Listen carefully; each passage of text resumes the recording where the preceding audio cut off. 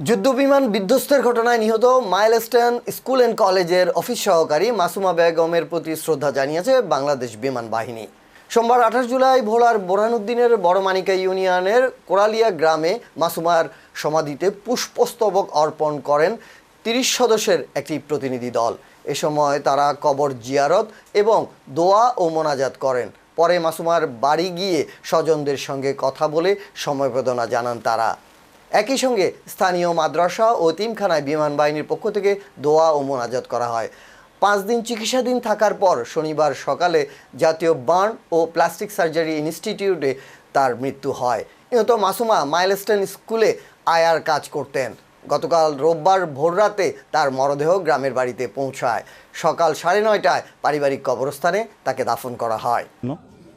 আল্লাহ তাআলা ওনাকে বেহেশতে নসিব করুক এবং ওনাদের এই সুখ সন্তত পরিবারের সুখ কাটিয়ে ওঠার জন্য ওনাদেরকে সেই মনোবল দেখ, আমরা সেটাই দোয়া করি। এবং যারা এখনও আছেন হাসপাতালে অসুস্থ আছেন তাদের জন্য আমরা দোয়া করি, ওনারাও যেন ঠিকঠাক মতো সুন্দর হয়ে সুস্থ হয়ে ফেরত আসে। আলহামদুলিল্লাহ ইতিমধ্যে 2-3 দিনে আমাদের বেশ কয়েকজন সুস্থ হয়ে ফেরত এসছে। আপনারা সব আমাদের জন্য দোয়া করবেন। আর আমাদের বিমান বাহিনীর পক্ষ থেকে যত ধরনের সহযোগিতা দরকার আমরা সেটা ওনাদের জন্য করব।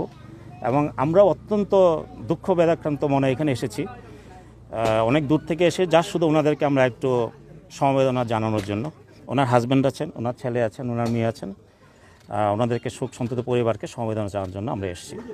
আর বাংলাদেশ বিমান বাহিনী আপনাদেরকে কথা দিচ্ছে এই ব্যাপারে যে কোনো তদন্ত, যে কোনো কিছু সব কিছুই সুষ্ঠুভাবে হবে।